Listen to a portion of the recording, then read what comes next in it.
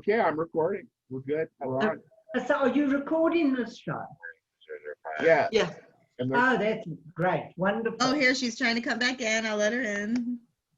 That's Felicity. Oh. Let's see if it works.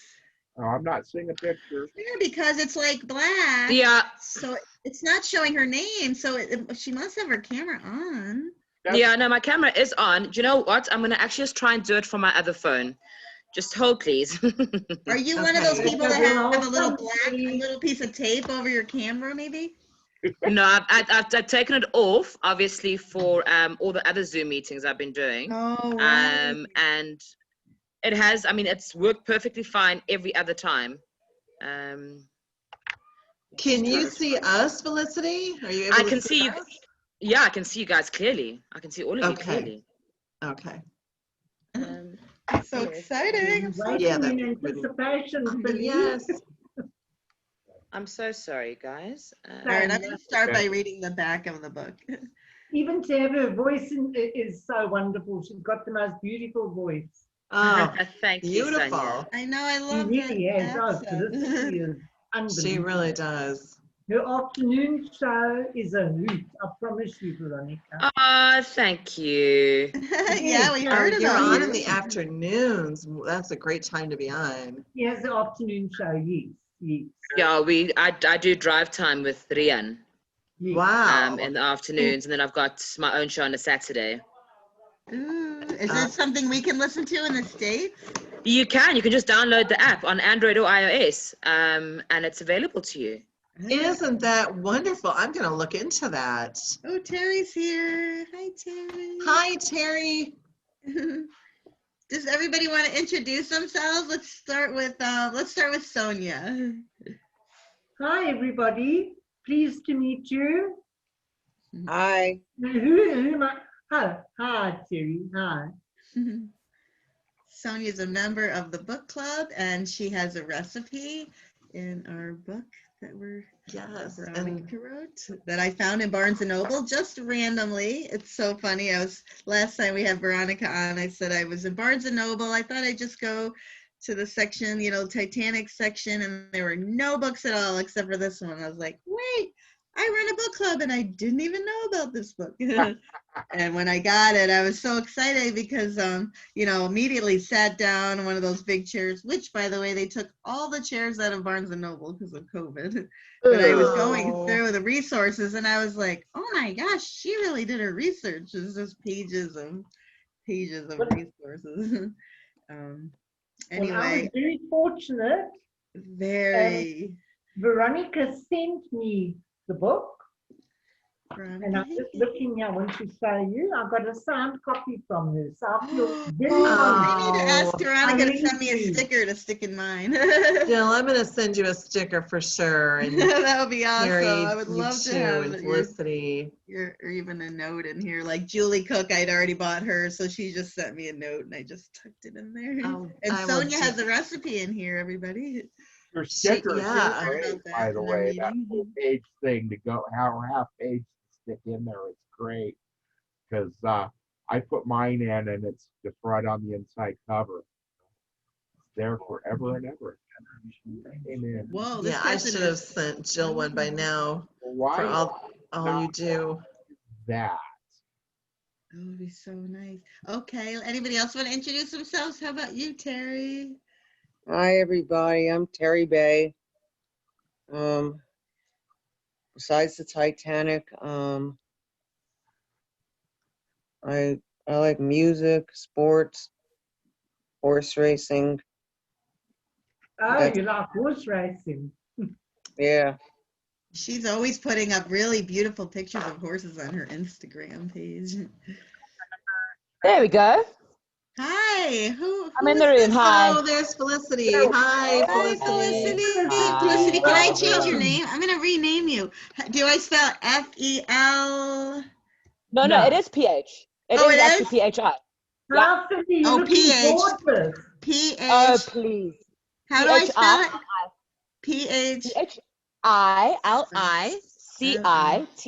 P-H. Okay, I'm just going to rename you so everyone knows Oh, do you want to introduce yourself? We're just going around and saying hello and introducing ourselves. You look Okay, gorgeous, perfect. Billy, as always. Thank you, Sonja. Yeah, so my name is Felicity Rican. I work in media in South Africa, obviously. Currently on radio, but I've done television stuff before as well.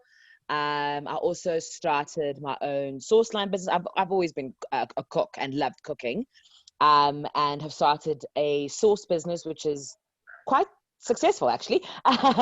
Sometimes I'm taken aback by it, but yeah, I have my own show on a Saturday. Mom of two, and a lover of wine. Ooh, nice. Cheers, Felicity. So fun. Cheers. I'm drinking my kombucha. Cheers. Yeah. We all Oh, you like kombucha, So Jill? we can do. have a This is the one that has a Jill. little bit of cayenne pepper in it. It gets you going in Oh, the that does sound good. morning. And then we have Richard. You want to say hi, Richard? Yes, I'm Richard. I live in Pueblo, Colorado, which is about 100 miles south of Denver. Kind of out here where the mountains and the plains come together. I am a graphic artist, amateur radio operator, technical person. I was the geek in high school that ran the projector, and I'm still that guy. So, He's But got some really great ideas coming up too for the so future. yeah, I Go on. provide all the technical support and help Jill out as much as I can. So, He's awesome. And I'm Jill. I'm the founder of the book club. I started it 2 years ago this month. So it was just an idea to get people to be able to talk about, you know, the different books and literature. And it's really been a great way to meet people and find out about new books that have come out. And yeah, I was like, oh, I'm so excited about Veronica's book. And we're really happy to have her back again here with Sonja, who is here from Thank South you. Africa, and she contributed a recipe. And we're just happy to have you guys on. Done. I'm sure Felicity and I are the only two South Africans here. Not so, Felicity. I was hoping Yeah. Gina would join us. Yeah. Then there'd be 3. That would be Oh, so if nice. Gino joins. I know. Hopefully he'll come. Maybe he's not up yet. No. What time is it there? He's definitely up. 6 p.m. Let me Yeah, see it's if he 6. saw my message. Gina. You know, Jill, this club that you started really is important, I think, in so many ways, because there's really a genre of Titanic out there in Bookland. And this really, I think, is a needed group where people can get together and talk about all those books. Yesterday was an amazing meeting with the author of City of Widows. Am I saying the title right? The City of Widows? Titanic, City of Widows. Widow of And Widows and those that left behind, or something like that. Yeah, it talked Yeah. about the women who were left behind by the stokers that were out there and passed away. And I loved that meeting because it highlights those lesser known aspects of the Titanic. And like the guy behind me, Popcorn Dan, who got me motivated when I was a little kid to start researching about the Titanic. And I grew up in a very small town in northern Wisconsin in the 1970s. And he had been on the Titanic. He had lived in London, and he had migrated to central Wisconsin and was on his way home from a visit to his family in London when he was in steerage on the Titanic in 3rd class. And so the foods we're going to talk about today are 3rd class foods in honor of Popcorn Dan. He would have had his birthday on Thursday, and we didn't want to have a meeting on a weeknight, a school night. So we've kind of extended it to a couple days further, and I'm sure he wouldn't mind. I can't wait to tell you about his story and some of the recipes that were inspired by the 3rd class menus that I researched and found. I'm so excited that Sonja can be here. Sonja Geyer is here from South Africa to talk about her family tripe recipe. And the way we connected, we have such a wonderful friendship now from South Africa to the Chicago area because of all these virtual connections. We're able to keep in touch, you know, even beyond the book. We're able to do things like this meeting now, thanks to Jill and Richard and everyone else and all the hard work they put into this club. And Sonja's going to talk about tripe. I found Sonja through, it was an Instagram, Sonja? That's correct. There was a photograph of my tripe on Instagram, and you sent me a message and asked me if you could please have the recipe for your book. I was absolutely honored to do that. Mhm. I I really was going to felt ask how honored. you guys found each other.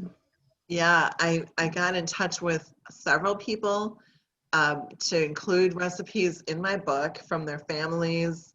I tried to include people like Sonja who have, you know, a recipe from their family. Heirloom recipes are just so special. And so I was really glad to be able to find her and connect with her. We studied several different things from the menus.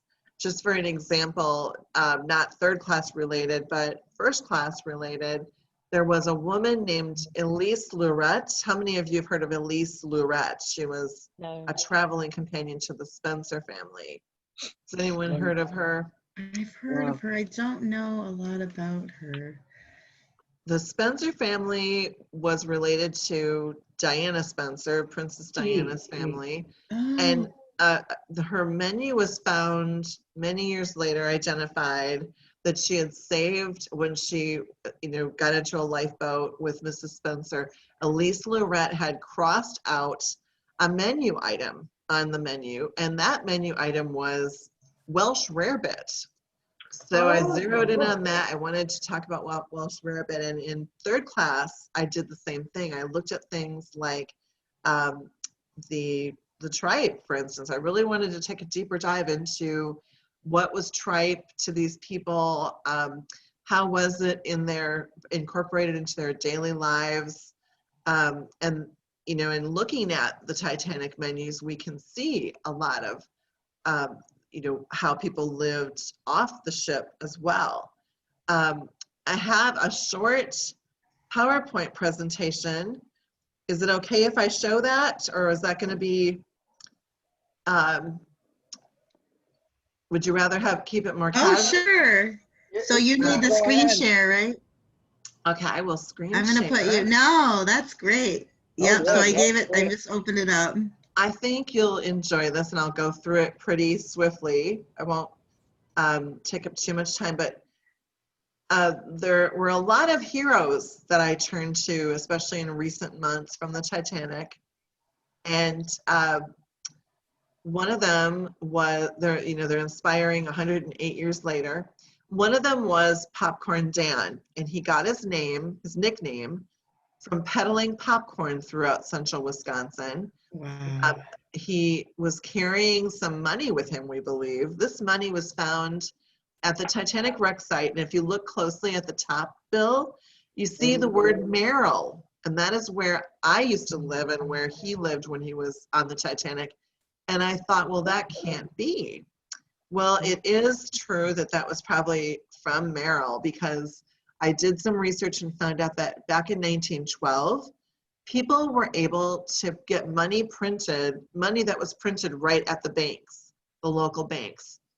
And I found this through Facebook, another Facebook find. Instagram and Facebook has just been such a huge part of this book. Someone posted that they had seen a video, a documentary on the Discovery Channel or National Geographic or something, and they had seen this money, and they said, the next time this show plays, I'm going to stop it. I'm going to record it and stop it right at that money. He said, I could swear that says Merrill on it, a man who lived in Merrill. And sure enough, he caught it, and this is part of a museum exhibit, the Oshkosh Public Museum. I want to give thanks to them and to Science Source for allowing me to show the photo and include it in my book. So this is a cart that Popcorn Dan used to operate in Merrill. He would usually park at East Main and South Mill Streets, where there's now, ironically, a movie theater. I say ironically because of the popcorn connection, of course, and also because the belief is that he, or what I've heard, is that he was traveling to London to try to learn how to order usher uniforms. He wanted to open Central Wisconsin's first cinema. And of course, he was not able to do that. He did not survive. He lived in a house that was worth $400 and rented out the next house next door that was worth $1,000. And he rented it to Harry Crom, who owned a fabulous clothing store in Merrill, where Dan went to get a fur-lined coat the day before, or 2 days before Thanksgiving in 1911, a few months before he left, or 1 month before he left on his trip that would put him on the Titanic coming home. He had a majestic cooking range, a phonograph. These are the kinds of things that were in his probate information that I went through. He lived in a purportedly haunted mansion for a time. He was not traveling on the Titanic when he lived there, but this beautiful Queen Anne style house on the banks of the Wisconsin River is rumored to be haunted, and many believe that it might have had something to do with the sinking of the Titanic. He was a caretaker there several years before. So he had traveled from Wisconsin to London, his hometown, to visit friends and family and learn how he wanted to learn about opening a movie theater. He was in his 50s, never married. His brother told the solicitors during the Titanic inquiry, he always made a laugh of it. He tried to cope with being alone, living alone in Merrill, in this very quiet town, not a lot going on back then, nothing like London for sure. So the Monday before Thanksgiving, I apologize, I said Tuesday, he went out and it was 12 degrees outside, freezing cold up there. He wanted to get some clothes for his trip, so it didn't stop him that it was so cold outside. He got a $15 suit and a $115 fur-lined coat. This is a steerage passenger. He arrived in London just before Christmas on December 23rd.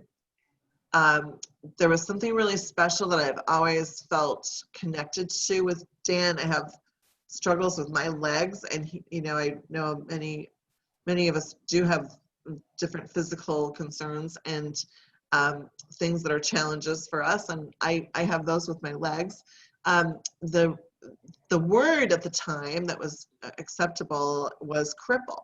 So at least one reporter in Wisconsin referred to him in a story about the Titanic survivors and victims as a cripple. He was very good friends with a man. I found a letter that explained an incredible, interesting connection to H.V. Kaltenborn. And Felicity, you will love this. I did not plan this. H.V. Kaltenborn was a CBS radio host. Aha, wonderful. Yeah, so what a perfect connection. He also grew up in Merrill, and in Merrill, Wisconsin, where Popcorn Dan lived, and they became good friends. And he wrote a letter home to HV, not home, but to HV, who was living in Brooklyn at the time the Titanic sailed. And he inferred about how he was going to be seeing him, and it would be great if HV could come and meet him at the pier where he was going to come into the at the pier there in New York City. So here's a picture of H.V. Kaltenborn with Adolf Hitler. He was fluent in German. He would translate all of Hitler's speeches through as a journalist, not as a propagandist, but just reporting the news. And he was known for coining the phrase, "We can all be human with Truman. Beware of the man in power who has no sense of humor." So Dan wrote to HB, his dear friend, and said, "My holiday here is now drawing to a close. I have already booked my passage back home. I am returning on the Titanic.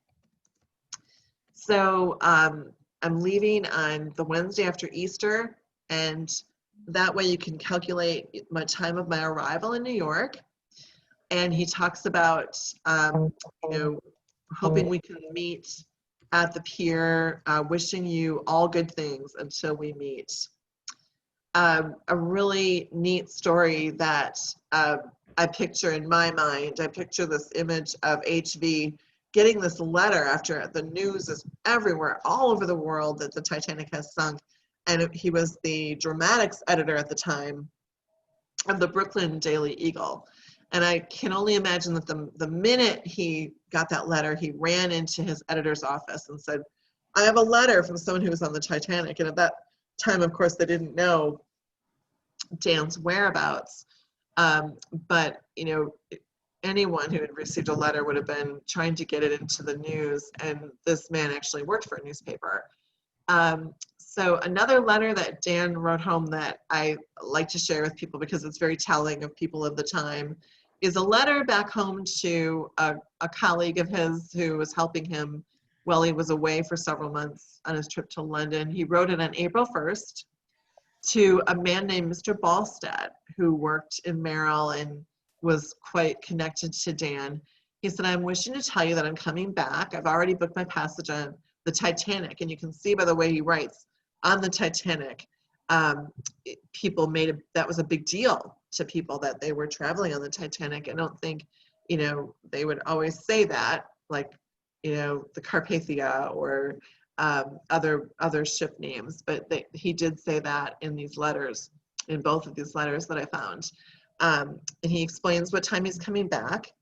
He says, I was delighted to receive your letter. It was quite a wonder, though, that I did get it at all, as the envelope was only addressed to Daniel Coxon, London, England, which of course is not sufficient in a place like London. Anyway, I was glad to get it. He goes on and he talks about his appreciation and his excitement to come back to Merrill. For the book, I wanted to do something to honor Popcorn Dan, and the Gage restaurant in Chicago contributed a book for their caramel corn, which is a fun thing to make, and you can top ice cream with it and so forth.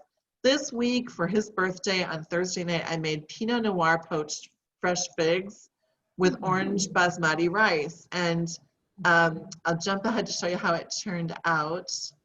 Oh, I don't have the picture in here. What happened?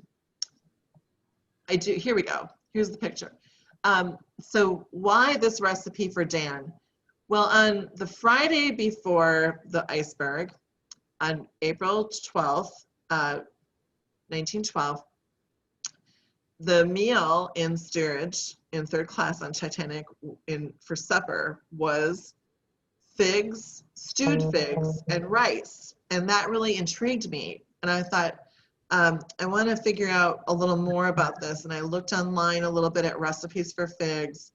I ended up making a rice dish for the birthday night, Thursday night, and I made, I was in luck because it's fig season. Fresh figs are in the grocery store now, and these beautiful figs, they were just in perfect shape. I cleaned them up, and I poached them in a Louis Jadot 2017 Pinot Noir. Here's a picture of the poaching. I put in cloves, a couple cloves, some ground cinnamon, and orange, a lot of orange juice, about 3/4 of the bottle of the Pinot Noir, and of course I had to drink the rest. I drank a little bit, you know, while I was making this. And then some cinnamon, sugar, some pink Himalayan sea salt, and then I chopped up the figs and boiled that.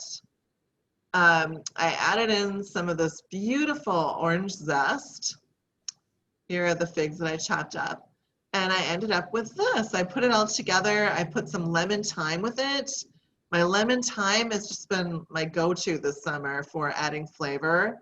And the orange was just a wonderful combination. A lot of the recipes that I saw online were lemon, and I didn't have any lemons at the time. And I thought, well, let me try orange, and it worked out fantastic. So today, I made for you all, for the book club, if we were together, we would be sharing this by eating it together. I made lemon thyme angel hair pasta with fresh figs and basil goat cheese. And this recipe was inspired by Chef Jamie Larita, who's a CIA chef from the Culinary Institute of America. I met Jamie when I was writing a story for the Chicago Sun-Times years ago. I got to go to his house, and he has a beautiful chef kitchen. And I want to share an interesting story real quick about Jamie. He had some birds in a cage, a lot of birds in a great big cage in his sunroom. And he said, you know, I rescued those birds. They were in a pet store, and the woman said to me that they're just breeders. I'll give you those for free.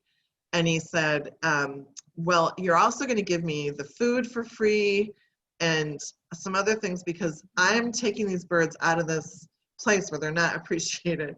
And it really said a lot about, you know, how he treats animals. And I love that part about learning about chefs through the reporting that I do, is not just about their food, but about how their food inspires them to be better people. That was a really good example. So Jamie made this beautiful pasta dish for me. He talked about making the pasta in basil water. So I took basil, I took fresh and dried basil, and I boiled it in my water.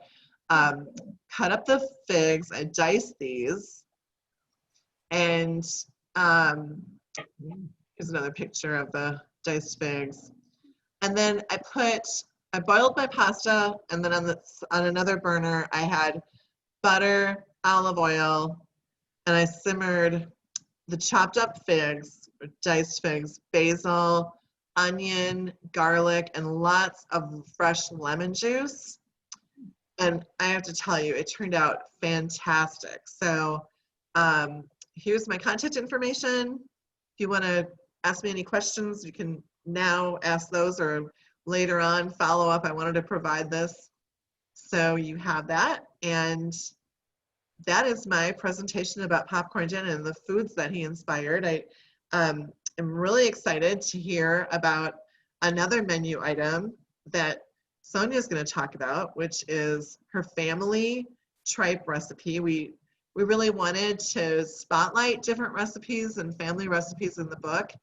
The book isn't really a cookbook, but I wanted it to be a narrative about food so that people could feel like more and more people want to have immersive experiences. And with this book, you can sort of get engaged in some of the customs and lifestyles of the people that were on the Titanic. So that was my intent there. Some people have asked, why did you include recipes? And basically, other than the fact that the publisher asked me to, the main reason really is that I think it's a great way for people to feel like a part of the Titanic story. And Sonja, I just want to thank you so much for being here today and talking about your family tripe recipe. I'm going to turn it over to you, and can you tell us a little bit about where you find your tripe? How do you buy tripe when you're at the store? What do you look for? How do you know if it's fresh, or do you buy frozen?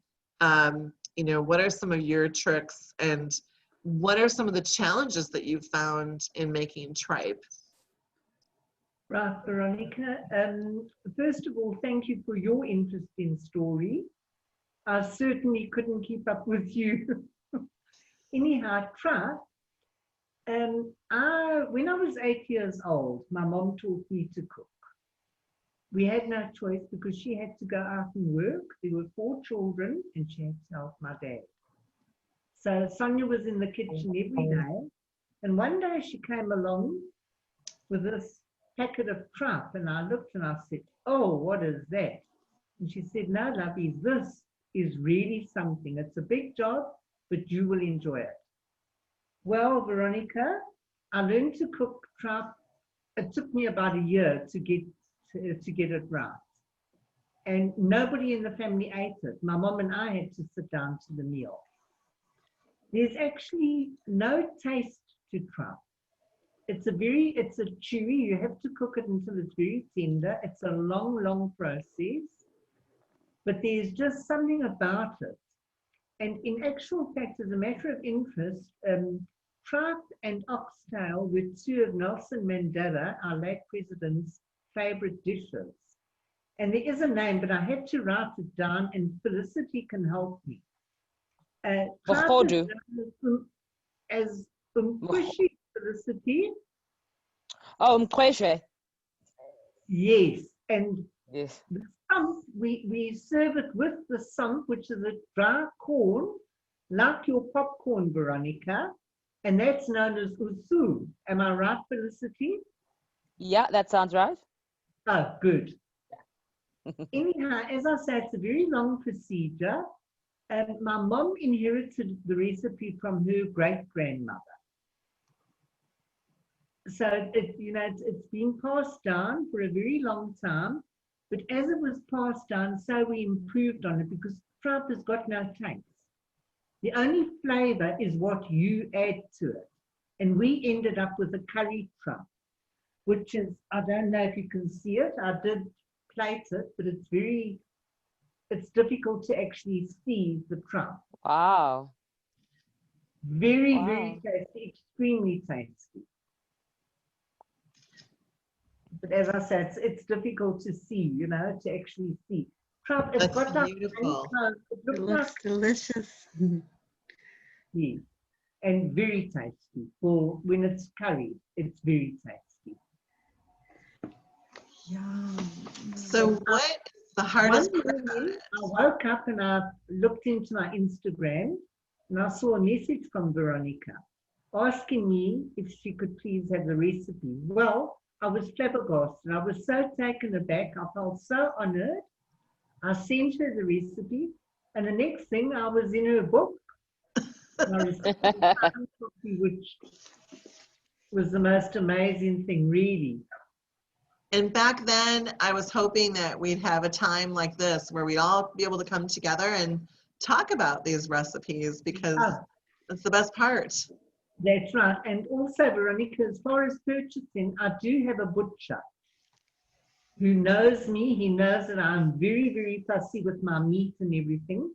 And I phoned him on Tuesday and I told him that I needed a kilo of tripe, and I told him why. I had to go and collect it yesterday. Perfect, clean, everything. There was no trouble. He knows exactly what I want. Whatever I want, if I want oxtail, he cuts it for me. I don't buy off the shop. As I say, I'm very, very fussy. So I've got my one butcher, and that's me. His name is Knowledge, and he sure knows his meat. His name is Knowledge. Neat. Yes. And is he within a short driving distance of you? Is it close by? Or? He's about 10 minutes away from me. So he works in a store. It's a large store. And he's in the butcher section. He's the manager of the butchery section. It sounds like he has neat stuff. Neat Yes. No, his meat is excellent, really. If I oxtail. want a piece of filet or a piece of rump or lamb chops, I know that I'm going to get the best cut. I'm going to have to get your oxtail recipe. Pardon? I'm going to have to get your oxtail recipe. Oh, next. that's the best. That sounds really good. I bought oxtail when I collected the tripe, and I will give it to you. It's in my book. Everything is in my book, but I need to finish the book off.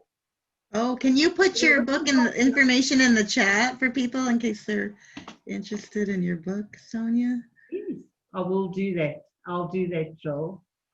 I wanted to read this. Complete, but I need to do the graphics and get that sorted out. Okay. I'm not going to publish it. I might start a blog, but it will be available to anybody who. Okay, you let us know when it's done. I wanted to read this about your tripe here from Veronica's book. It says, on the Titanic, tripe was prepared and served with onions. Tripe is prepared by boiling and cooking with onions in a milk-based cream sauce. That's right. Yes. Tripe juice has been considered a good remedy for a hangover. Around the time the Titanic sailed, tripe was a favorite ingredient of the cost-conscious, perfect for stretching meals. Today, some consider tripe a luxury ingredient. So they did. Well, that's so true because tripe was for the poor years back. It was for the poor. But today, it's actually a delicacy. It's very, very difficult to obtain. It really is. You have to order it and you have to wait for it. You know? I just wanted to say something as well, which is, something that we're very Felicity. lucky with. Hi, we're very lucky with in this country is, firstly, our meat is world class. We actually export a lot of our meat around the world because of the kind of lifestyle that they lead here. And so we're also very blessed to live in a country where meat really isn't expensive. We really are quite a big meat consuming country as well.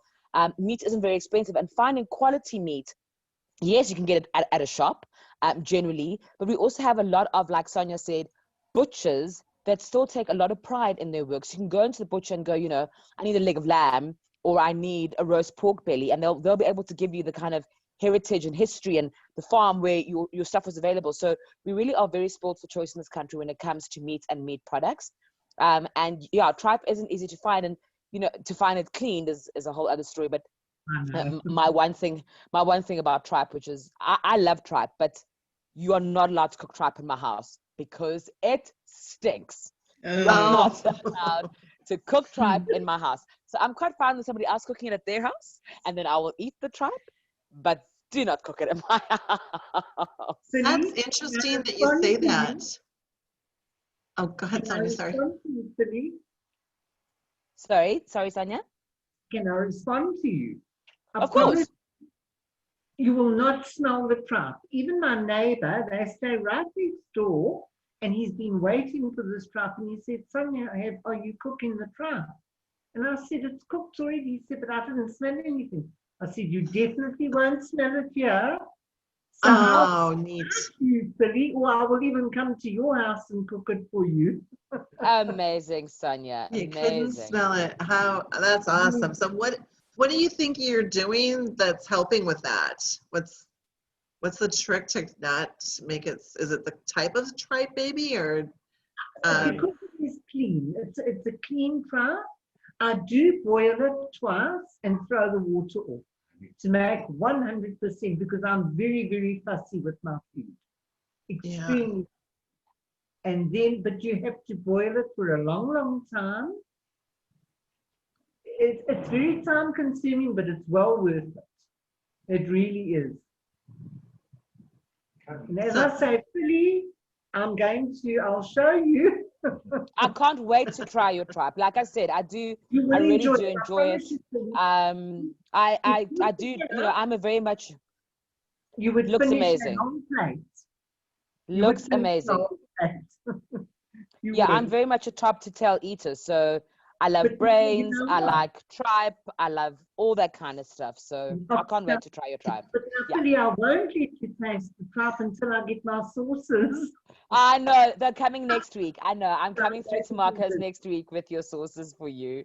It's been crazy. The most amazing sauces, Veronica, and she grows the herbs in her back garden.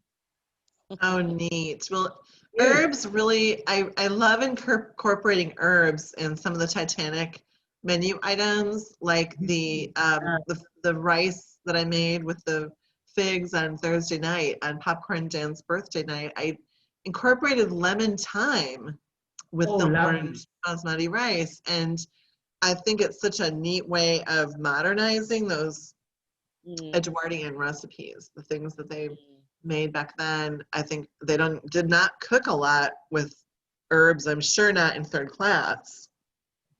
No. Like figs and rice. And with the tripe, you've used curry. So can you tell us a little bit about how you did that with the tripe? I'm sure they didn't have curried tripe. What I do is I do the curry the onions, whole onions, and potato. Cut the potato up in the curry and onions into a pot with the curry and all the different spices, and let that simmer slowly. I brown it nicely. Let it simmer, no water or anything, just in the and then when the tripe is cooked, it gets put into that, and then I simmer that for another 15 minutes or so for the tripe to pick up the flavor. You don't boil the onions. I don't like boiling my food.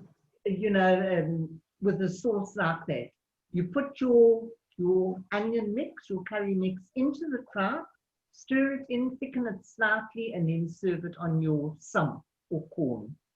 Oh, Felicity, I must tell Felicity, Veronica is celebrating Popcorn Joe. Popcorn And- Dan, yes. Yes. Now, the most amazing thing is, here is the sump I showed Veronica. This here is actually like our popcorn. I mean, you can put that into the microwave and you'll have popcorn. Yeah, I love Sam. Exactly. So, I but love it was Sam. such a coincidence that Popcorn Joe, the anniversary, and here we're having the sump, the tripe on sump and beans. Yes, absolutely. I just love that. I didn't even think of Yeah, that. I know, I only thought of it when you started talking about it. Yeah. You know, for years, I had always hoped that Popcorn Dan had made it out so that he could try to fight for his life aboard the Titanic. And about 12 years ago, I found a New York Times article that said Daniel Coxon or something, might be Daniel Coxon. It was a note of the people that had made it, that where their bodies had been found. And then I found a newspaper article about 5 years ago that said that that man that they thought might have been Popcorn Dan was actually a crew member who was not on the ship manifest with the last name of Cox. So Wow. I've kind of had this, you know, like a roller coaster ride in finding out what happened to Dan.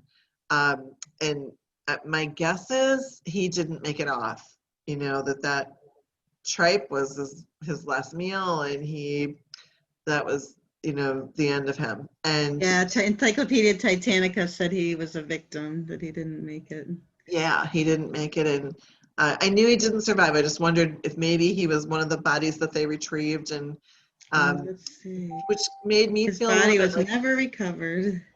yeah. And ironically, Jill, that picture of that guy that you're showing there, Is that I've not? seen that a lot, and that is not him pictured there. Oh, Yeah, you know, Encyclopedia Titanica, they do take, it says Giannis Georgios, and they do take comments, you know, like if you say that's not the right. I probably should write in and make sure that maybe I'll even send them a picture. So yeah, the tripe was a really interesting aspect of what they ate in steerage. And has anyone else noticed food items that were in third class? We talk so much about first class and that lavish last dinner and other meals.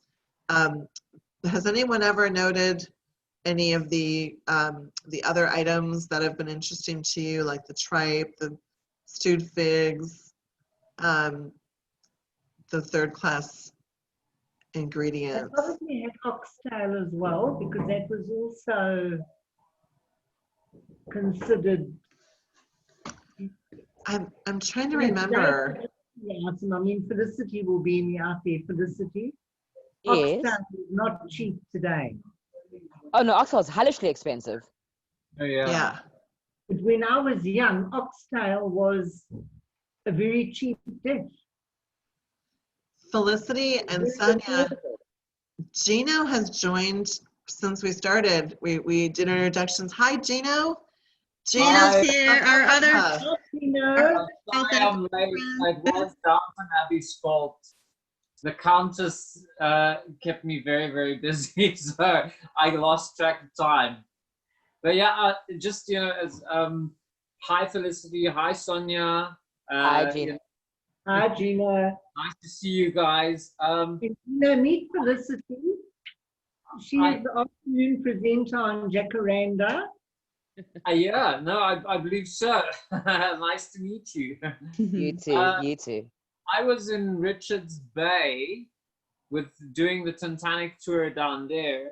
And the one evening I was walking into one of the spas that they had there, because we used to stop there after the long day of, you know, working with people and with the boat and everything. And I would stop in there and normally just, you know, take, you know, their dishes that they had, you know, pre-prepared. and you just quickly for yourself and your assistant dish up whatever they've got. You take it to the counter, you pay, you go home. You don't have time to go and cook at home. And actually, the one night I did see Tripe. It was there. Oh. I thought maybe we should try this. But my assistant would have nothing to do with it because she's a real English girl as well. And a lot of people turn their noses up. I'll go for the pasta. You know, like it's a safer choice. And I must say, because I thought when I saw it, I thought this looks a little like octopus, you know, tentacle. Oh yeah. It looked like that. I was like, I didn't know what it was. You had to take a real good look to see and notice that, oh, this is tripe. But yeah, I don't know. I always thought, you know, it's the tail, you know, of an ox. How good could it be? And I tried it once, and it was phenomenal. It blew my mind. Incredible. It was like one of my favorite dishes. But I don't know. Still haven't tried tripe. It's just delicious. You know, if you taste that, I promise you, you'll eat tripe. You really will. Sonja has said I must come over and we must do tripe when I do come over. And we'll How far away do you guys live from each other? South Africans will get together. Yeah, you should. Not so, Felicity. Absolutely, Sonja. Absolutely. I think it's Anyway, I promise you. I'll be a lavender fresh now. Gino and Sonja, how close together do you live to each other? And Felicity, it's quite a distance, though. Is it? Yeah, you know, I don't know. I think as a South African, for me, I tend to go, nothing is really far. You know, I'll say things like, we should pop down to Durban for the weekend, and Durban is a good 8 hours drive away, but it doesn't feel like anything is far. So it's probably, I don't know. Sonja, you're in Edenvale? Are you in Edenvale? Bedfordview. Order Bedfordview from Rosehill, yes. Yeah, so I mean, it depends as well. I do drive like the devil's chasing me, so it would probably take me about 20, 25 minutes, maybe. And I'm in Midrand. That's cute. Sometimes. We are going to start up working with Titanic again late September, early October, and then we're going to be heading down to George. We're going to be between places all the time, but you know, Midrand is headquarters really. Oh, Very nice. Okay. Oh, well, that's not far for us, Billy. Yeah, Not at all. Yeah. Yeah. Has anyone else experienced tripe? Do they have anything to share about their experience tasting tripe or hearing about it? Or figs? You do, Richard? I'm going to pop in because I mentioned earlier before the thing that we have a dish here called menudo, which is a tripe. It's a Mexican soup, and the corn that you usually put in it is the same as hominy. It's a puffed corn that goes in it, but no, it's quite good. It's a red chili base usually, and when I lived in Santa Fe, I worked down at the Santa Fe Opera for several years, and my next door neighbors used to make menudo all the time and bring me a small container of it, and it was really good. It takes a little getting used to at first, because a lot of people aren't used to the texture of the tripe, but once you get into it, it's good. Absolutely. Can you tell us about the texture? Tell us a little bit about the texture, Richard. It's a little chewy. Chewy. You know, it has to be cooked. It depends on who cooks it and how long they cook it, because if you don't cook it long enough, it is too chewy and almost inedible. But when you cook it long enough, that tissue breaks down, and it's still a little chewy, but it's not some people have equated it to like rubber, being like eating rubber. Well, Maybe that's we should ask Sonja about what it's like. if it's not cooked long enough, it's like chewing on a rubber band. So Exactly. you have to cook it long enough in order for that to break down, and then it becomes tender and it's not so bad. I So, bet Sonja's is not like that at all. I bet yours is just lovely, Sonja. I bet it's not either. So Hers looks a One little thing stewy. I have to I add, know. How would you describe it, Sonja? no, it is chewy, but it has to be cooked for a long time. Like he It said, takes yeah. me a very long time, a good few hours, about 6 hours. But then it's really 6 tender. hours. There's one thing I must add, and I'm sure Felicity will know about this as well, that a lot of people add a trotter to the tripe because that gives it body. You add a trotter and it gives it body. And Like what the are you? collagen, What is the it collagen called? and the trotter will What cook is it out and it called? helps with Trotter or a sheep trotter, pardon, Yeah. Philippe? it's I'm a saying- foot, a pig's foot. yeah, Yes. the Or foot sheep Pig's trotter. foot. Oh. Okay. Yeah. Yeah. I've put one in here. Yeah, I did. Yeah, Okay. you cook out all the collagen and then it gives your sauce like a nice anxiousness. The collagen, Felicity. A Oh, nice wow. anxiousness. Good. That's Anxious. Anxiousness. Yeah. No, Very good. anxious. Anxious. Not anxious. Anxious. That's a great description. It is. What about figs and stewed figs? Has anyone else tried making them, or what do you know about them? Have you tried eating them? I actually had never had stewed figs before. I love figs. They're so good. Yeah. Go ahead. But I've never actually cooked them into a meal or anything like that. I must say, I'm not a cooker. I don't know how Veronica does it. I don't know how Sonja does it. I don't know how Felicity does it. I'm not a cooker at all. I hate the kitchen. I'll go in there and make a cup of coffee, and even that takes too long. I just. Well, I bet wanna you eat get the food that comes out the kitchen. He's admitted it. All right. That's how far it goes. A sandwich, I'll quickly go in and out, do a sandwich, And like my mother always says, that's not food. Well, you've got such a big project going on with Titanic that, it's time consuming to cook, and you're focused on other things. I don't have 6 hours to do tripe, and like my housemate Leon, he loves to cook. He's in that kitchen 24/7. He does everything, and you'll just come out around the corner and go, dinner's ready, food is ready, come and get it, and he never has any complaints doing the food either. He loves it. It's a passion thing for him. Like my building the boat is a passion for me.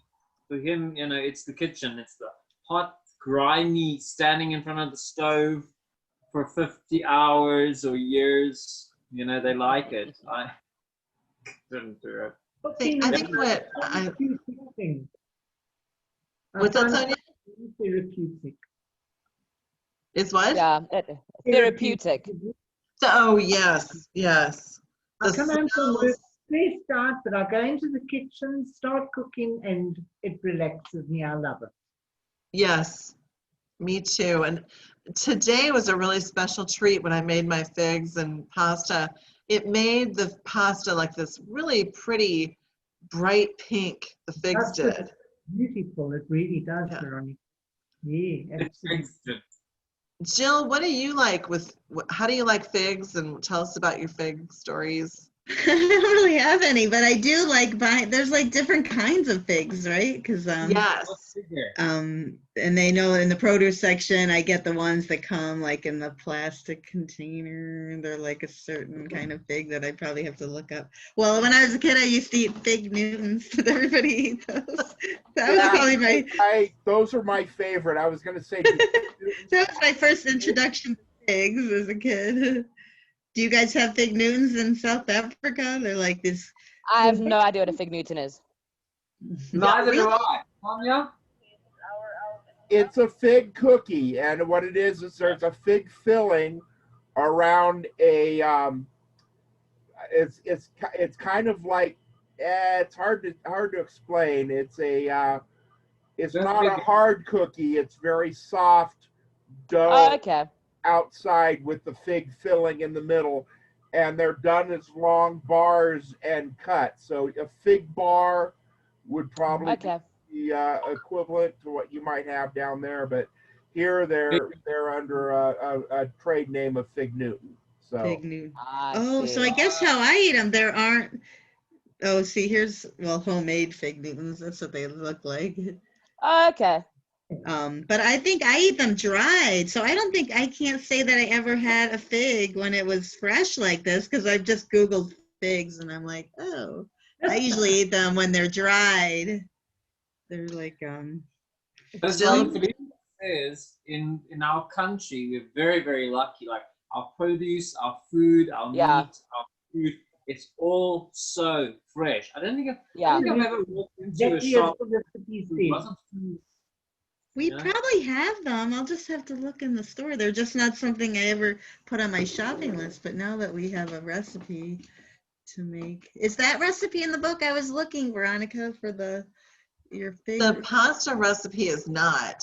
I Okay. wanted to make it for today to show everybody, what you can do with figs, and the stewed figs especially, because stewed figs were on the menu on the Titanic, and just, I don't see figs on menus a whole lot these days. Oh. And so it was interesting to see that again and again on Titanic menus. So I really wanted to study, what can you do with figs now? We should be eating more of them like they did then. And these are great ways to incorporate figs into your Yeah, life. I'm And gonna look for them. Are they high in nutrition? I have to Google it now. at the That's a Figs, Titanic. figs What are- is the nutrition of a fig? 'Cause And I- Jill, thanks for bringing up about the different types. I meant to put a picture in of the tiger stripe figs that I bought last weekend to prepare. They are green with stripes on them, and so there's Oh. tiger stripe figs. The figs that I worked with today, I don't know what kind they are. I've tried to find out, and they were just general figs in Oh boxes. wow, there's so many before. different kinds. Look at Yeah, all there's- these different colors. So I would love to find out what they had on the Titanic, because Oh they yeah. had a lot of them. And I would like to find out how they kept them fresh, because they go soft really fast. Oh, so they like avocados. They're a lot like avocados, right? I remember when the artifact exhibition came to South Africa. I don't know if I don't know if Sonja or Felicity went to that, but when the artifact exhibition visited South Africa, they had one of the artifacts was a bottle of figs that Preserved.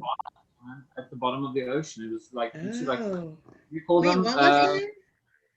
Can you Yeah, repeat?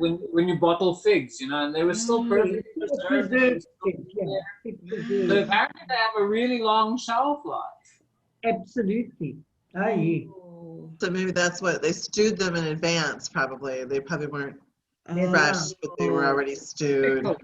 Then That's they what could they call them, last. pickled. we had a fig tree when I was little, Oh wow. And we also Oh did. wow! but the neighborhood kids would all come, and when the figs were going, I mean, they would just devour them. And we never got out there in time to actually pick them.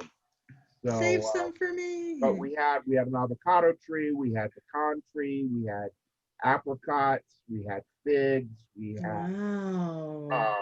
it was great. And I used to like climbing and getting the avocados all the time. Oh, they're expensive. I would love to get them. Yeah, we had two. We had the soft regular avocados in the backyard, and in the front yard we had the smaller hollow Mexican style ones. But no, I remember the fig tree, and come to remember, I did eat some of the figs that were fresh.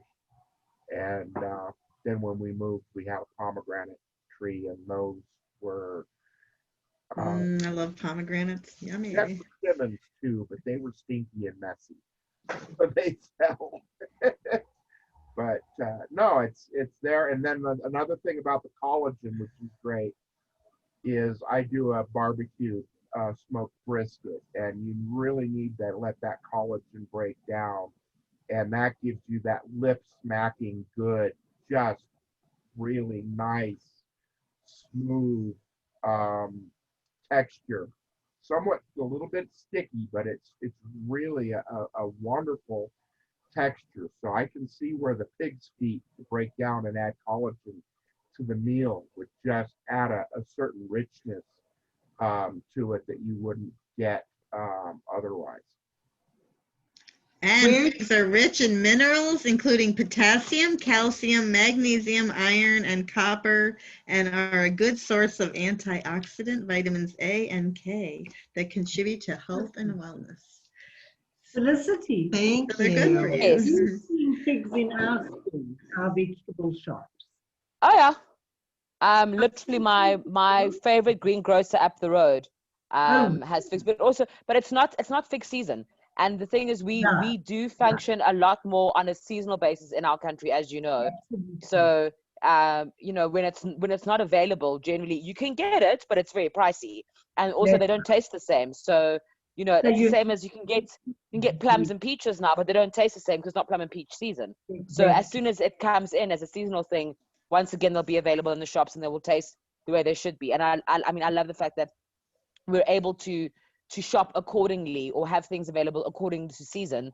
For me personally, I've always thought of stewed fruit as the stuff you get in an old age home. So I've never been too fond of a stewed anything. I'm like, I've got teeth, I'm going to use them, it's fine.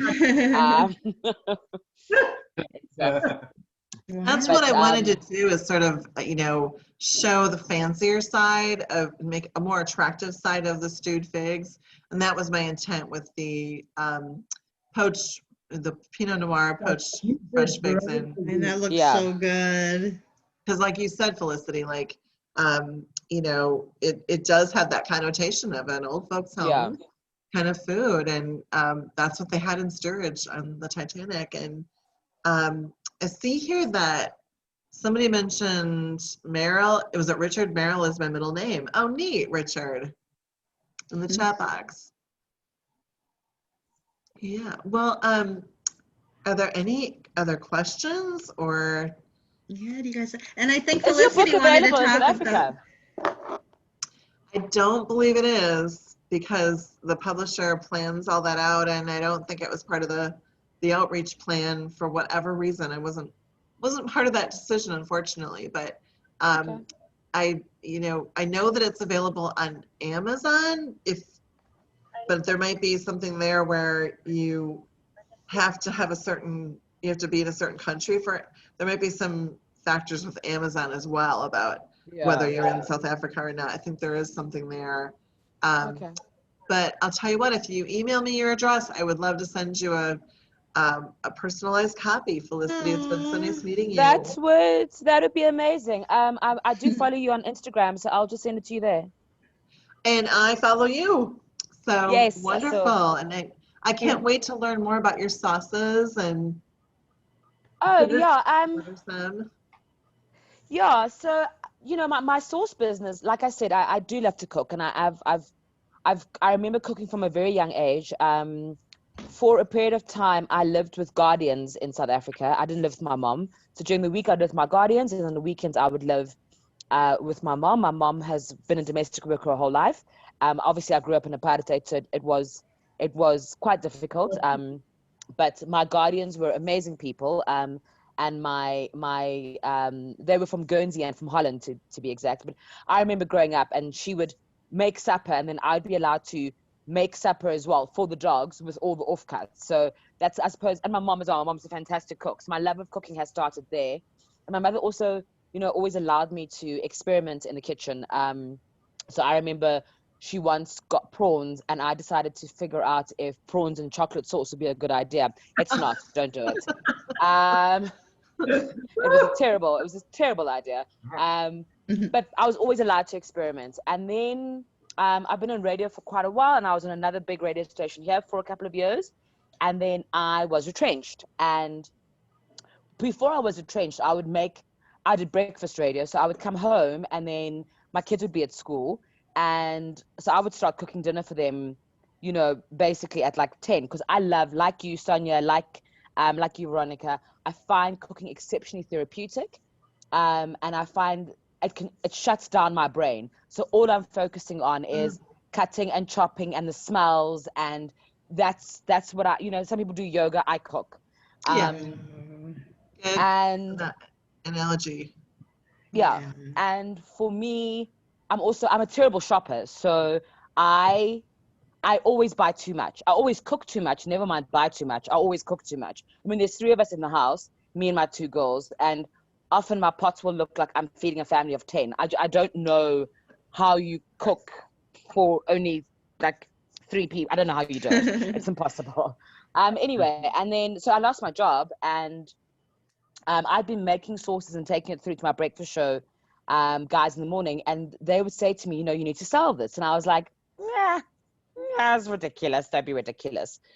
And so when I lost my job, and I need to keep the lights on, and I need to keep my 4 dogs fed and my children fed, and put petrol in my car, there was a market that was started quite close to me, and my friend said, why don't you make your sauces and come and sell it at the market? And I was like, oh, well, yeah, that's okay. And so I remember on the first weekend making so I've got 4 different sauces currently. I've got a whole bunch, but currently out in the market is 4. And I think I made about 10 of each. That was it. I was like, because I'm sure for all of you as well, there is something so personal about cooking. So if somebody doesn't like your food, it's like they don't like you. It's not that your food isn't to taste. It's like you are a terrible person. So I was like, I'm going to make these sauces, and then I'm going to take them to the market. And then what if people don't like them? And then I'm going to be shattered. Because I was already in a very bad place, having been without work. Anyway, I took them through, and I'd kind of hidden them because it was over the Christmas season. And I'd kind of hidden them under the Christmas tree. I wasn't actually displaying them at all. And the friend who I was in a store with said to the people, they were like, you should try the sauce. And I was like, oh God, please don't try the sauce. I mean, try the sauce. Don't try the sauce. I mean, don't try the sauce. And no, exactly. Please do it. Don't do it. Don't do it. I don't know. And so the first customer tried the sauce and went, I love it. I'll take 1 of each. And I was like, excuse me, what? And on the first day, I sold out. I was like, that's insane. And then I kind of let it go again, and I got this other job now where I'm a drive radio, obviously in Jacaranda, and I started bringing sauce for the guys there, because I feel like food is one of those things where, yes, you can pay a ridiculous amount for a meal, but the way that good food makes you feel is actually priceless. There's no monetary value to the way that a good meal can actually make you feel. And so it's a way, I suppose it's my love language as well. And so I brought in sauces for the guys I work with now, and I was like, here you go. And they went, you should sell this. And I was like, oh, don't be ridiculous. Here we go again. And lockdown happened, and before lockdown happened, actually, I said, right, I'm going to sell them. I'm going to start making them, I'm going to sell them. And then lockdown happened, and I was like, well, can't sell them now. And I realize now that it's entirely based on fear, which is the reason I didn't go out and do it, because I was very afraid of people's opinions and what they would think and how would, that kind of stuff. And then my eldest sister, my only eldest sister, passed away 3 years ago. Sorry.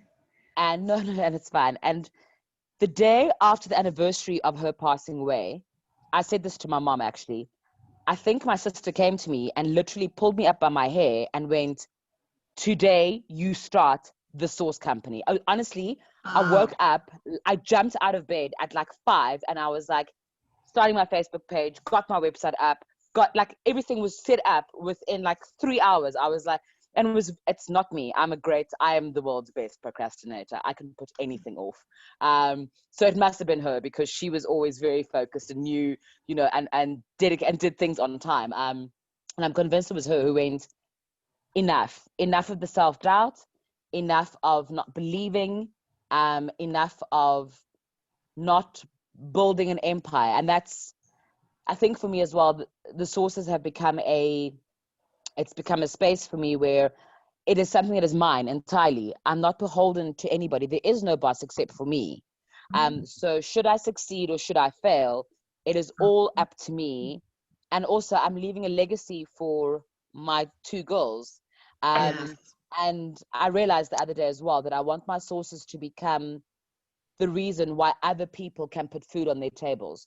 I want to build it to the point where people are going, I worked at Full Saucy Sources, and it's the reason my kids went into university, or I bought my first car, or I got my first home, or that's it is what it gave, or is giving to me at the moment, is so much peace and comfort. So that's the story behind my sauces. The sauces that I make is I make a beautiful garlic sauce, which is just, it's just delicious. I mean, I've eaten that with bread, and then I smell like a vampire, but I don't care. I'm like, I don't care. And then I make a beautiful spicy tomato sauce, which got a bit of a kick. And I make a tomato relish, and then I make a herbalicious one as well.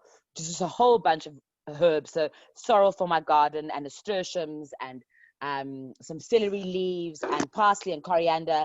And I make a beautiful kind of red onion pickle sauce for that.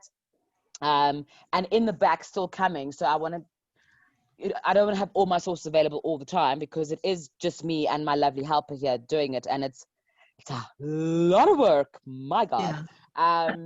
I'm trying to kind of pace myself, but I've got a gorgeous jalapeno sauce.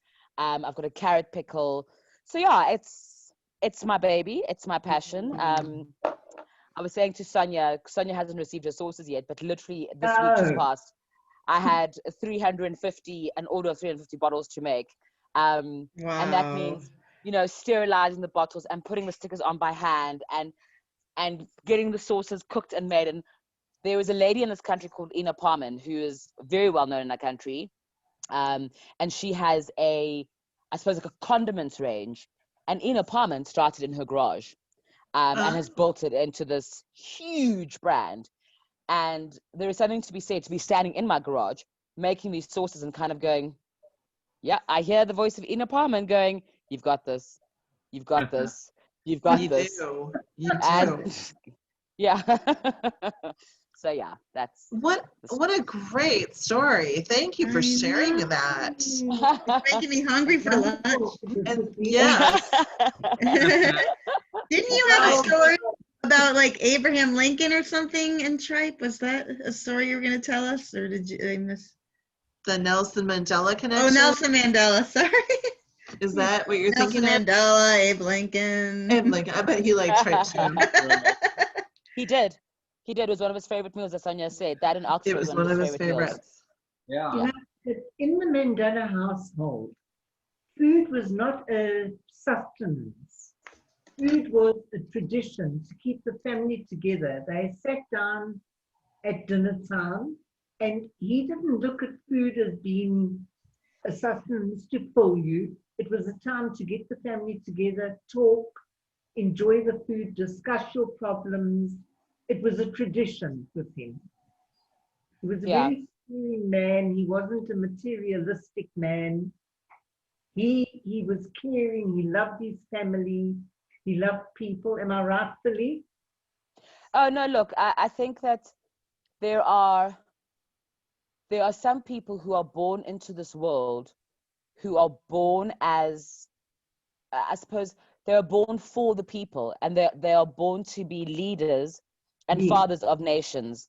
And even though he had a terrible time of it, he never once held it against anybody, and he was righteous, and he was very clear on what is, wrong and right. And I think, you saw it in, firstly, when he came out of jail, but also in his passing. There wasn't a single person a couple, but you know, people don't count. But there wasn't a single person in this country who went, oh, thank God. You know, we were all, it In felt more, like a member of our family has died. You know what I mean? The It was whole that world. close. It wasn't, The whole yeah, world.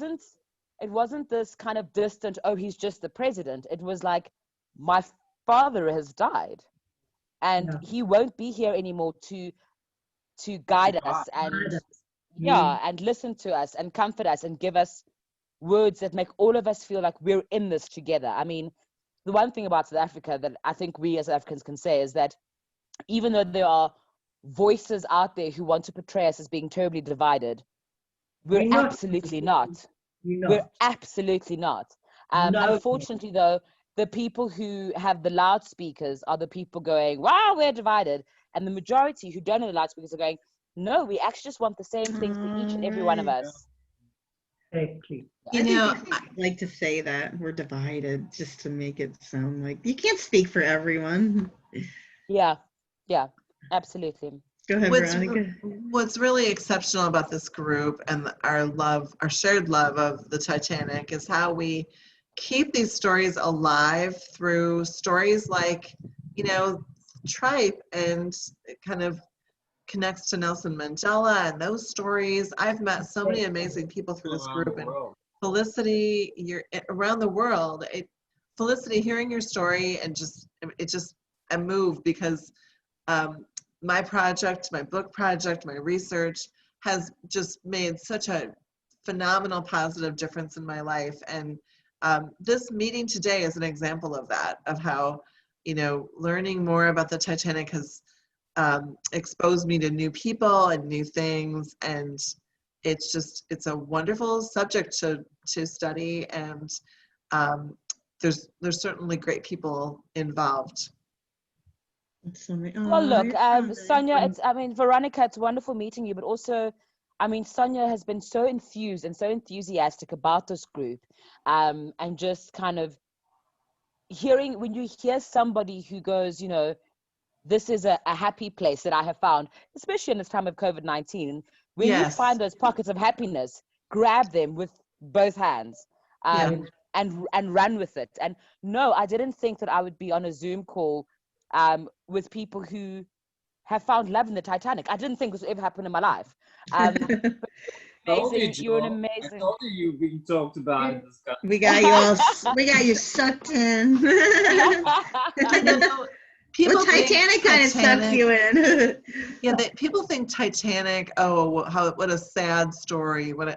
And there's so much uplifting in it as well. And even through yesterday's presentation and our talk, it's inspiring to think how, first of all, how lucky we are. You know, like yesterday's story was about a place where people lived. It was like hell on earth for some people. And, you know, just understanding, I think that helps really to appreciate our lives and to, you know, just bring a positive ray of light. I think there's a lot of positivity. I was just on WGN 2 weeks ago, and that was the first thing the reporter said was, well, this is such a dark subject. You know, what made you delve into this? And I really wanted to brighten it up, make it a more positive experience for readers to learn about the Titanic and the people, about all the people that, like Popcorn Dan, and yesterday we talked about the Stokers. I mean, there's just so much there. So There's so many stories. Today we're talking about the food. There's just so many angles. And then there's like ship lovers that like to study the ship itself. You know, there's people that like to study the passengers, people that like to study the decorating, people that are really interested in the fashion. There are just so many different angles. You know, it's something for everyone, you know, and people like a drama. Or I'm touched by human stories, so that's what drew me in, you know, hearing about. It's just because Titanic took so long to sink, it created all these stories because people were able to go back and talk about. Gino said he wanted to say something. Go ahead, Gino. Thank you. Firstly, Felicity, thank you so much for bringing up Nelson Mandela, as well for Sonja. You guys had me in tears, like for 2 seconds now. I've been fighting it off, like, because it doesn't leave. Would you like It a doesn't tissue? leave. That kind of stuff doesn't leave you. Like when he went.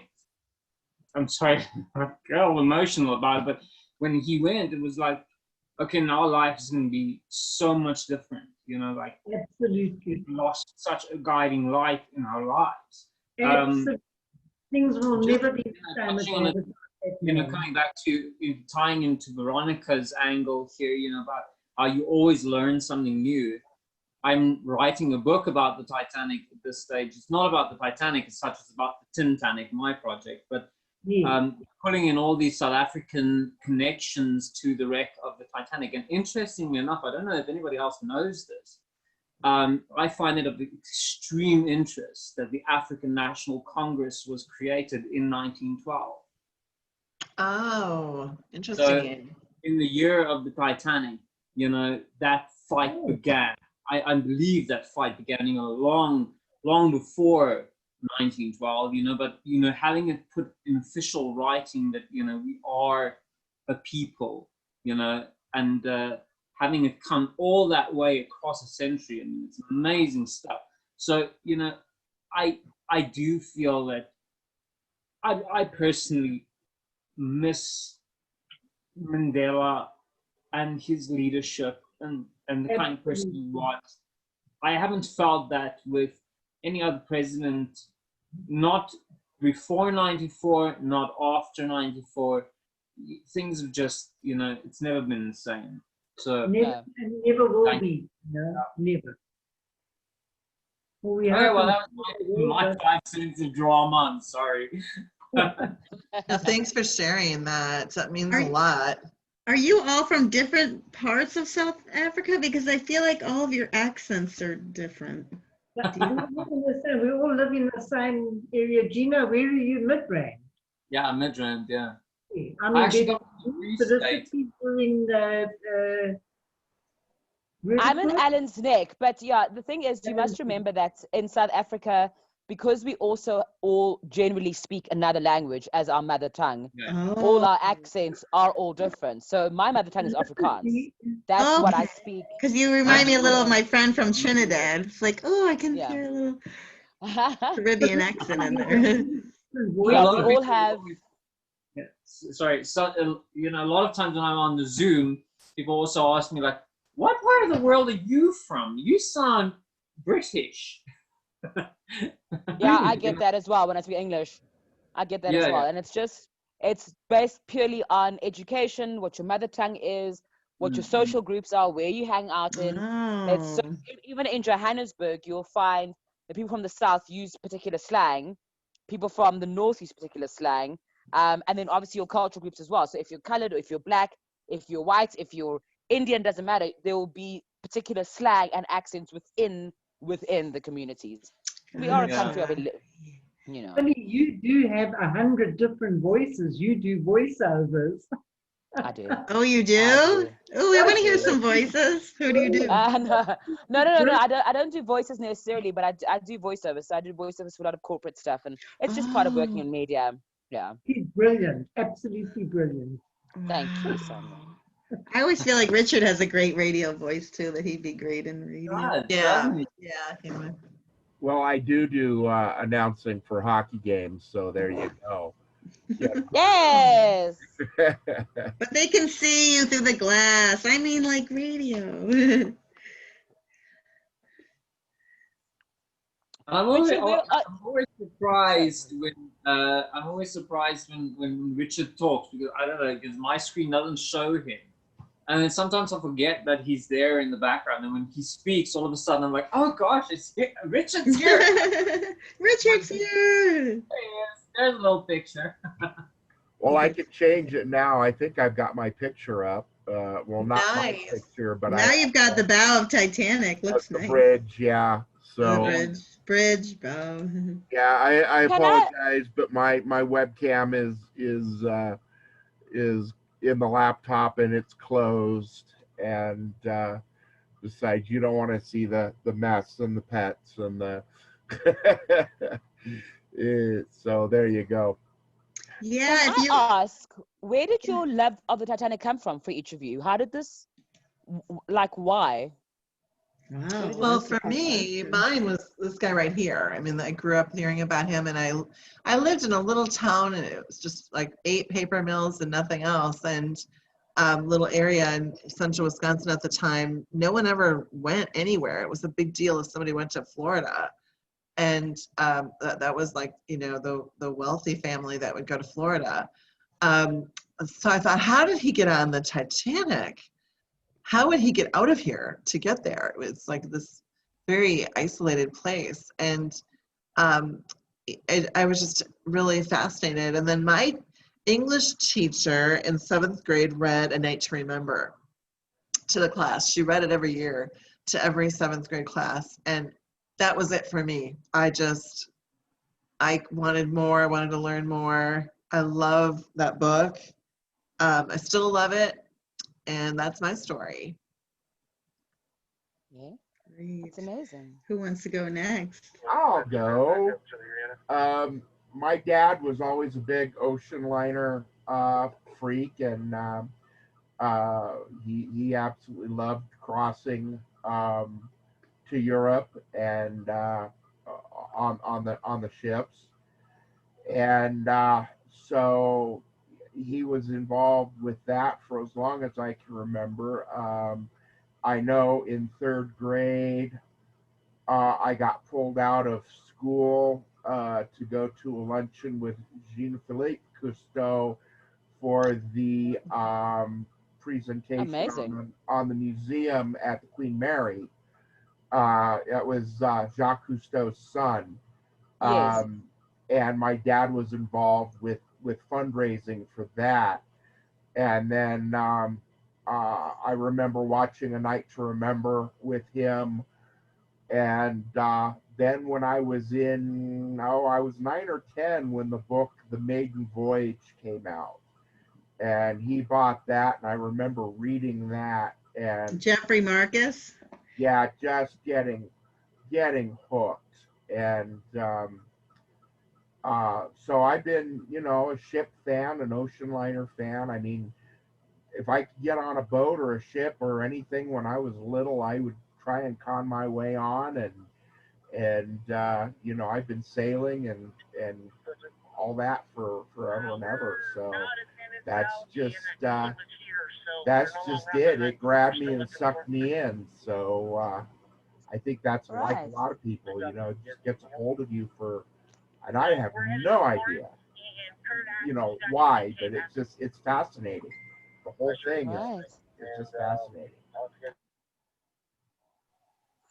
Well, I'll go next if you don't mind. So, I was a little boy, 13 years old. I was in Durban on holiday with my family, and we went to this flea market that they had one side, and I accidentally, you know, I mean, as a 13-year-old boy, I mean, the movie just come out, everything else, and I walked around from one bookstall to the next, you know, because they had lots of little bookstores, and I was asking them, do you have anything on the Titanic? Do you have anything on the Titanic? Like little, you know, all these books were selling like for 10 Rand, you know, or like 15 Rand, you know, so I think even 5 Rand back then, but, and there's one woman said, yeah, we have a book about the Titanic, it's very, very old, but it's not here, it's home, it's not for sale.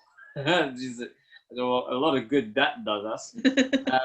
And she said, but you know, if you really are interested, I can go home and fetch it. So she went home, brought it back, and it was this gold cover paperback edition of A Night to Remember, which was a book by Walter Lloyd.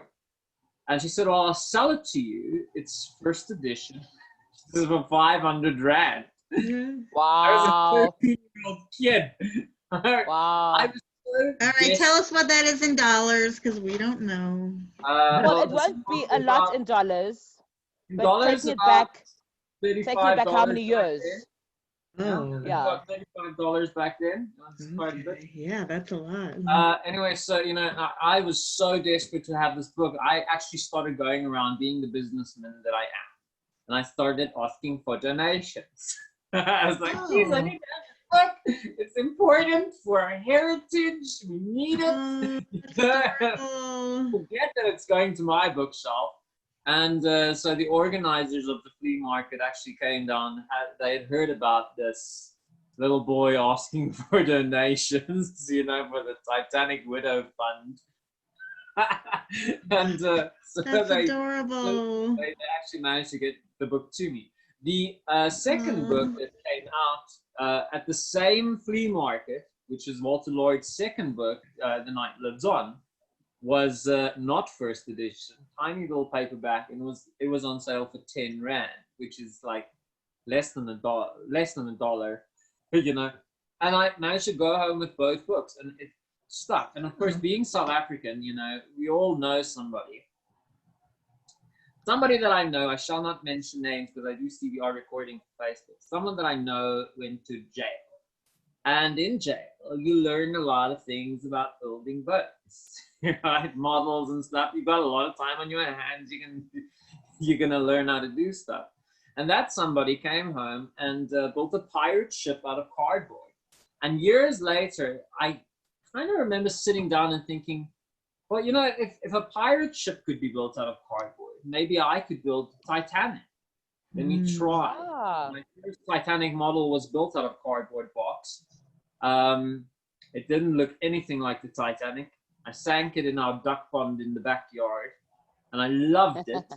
And 20 models later, we've got, boom, 9-meter-long Titanic touring the country, you know. So it all started somewhere like that, you know. So that was my little moment of, I love it. I know, now you're living Titanic 24/7. I can't even talk to him. Gino, you've been quiet. Working on my book. Working on my event. Exciting again. It's so exciting. Gino, where is your model at the moment?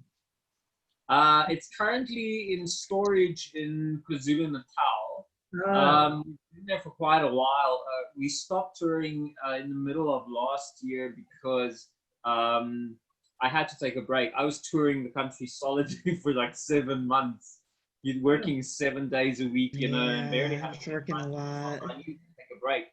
And literally, when I took a break, I was so exhausted. I got very, very, very, very sick. Actually, it ended up in hospital. It was really, really bad. And I didn't think I was going to recover, you know, and luckily I did. And I was just about to start heading out to Cape Town to continue the tour when COVID hit. And it was like, okay, now what? So now we're going digital. Yeah, now we're going digital and we're going virtual, you know, virtual world. And, you know, it gave a lot of time for break. And it gave a lot of time to work on the Titanic book. So, you know, all that stuff's coming out, you know, it's coming in next year. And in February of next year, we'll officially be at George at the Garden Route in February next year. So then only I'll see Titanic again.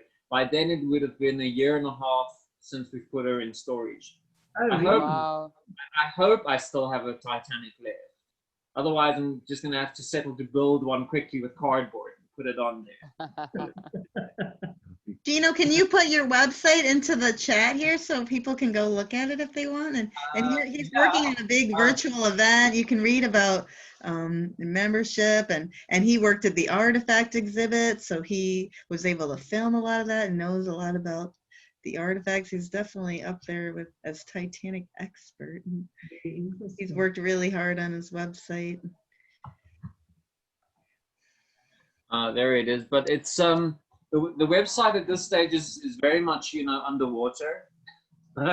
We're starting to work on the new systems, how to operate it, how to integrate, because it's going to be a virtual exhibit. Of course, we're calling it virtually unsinkable.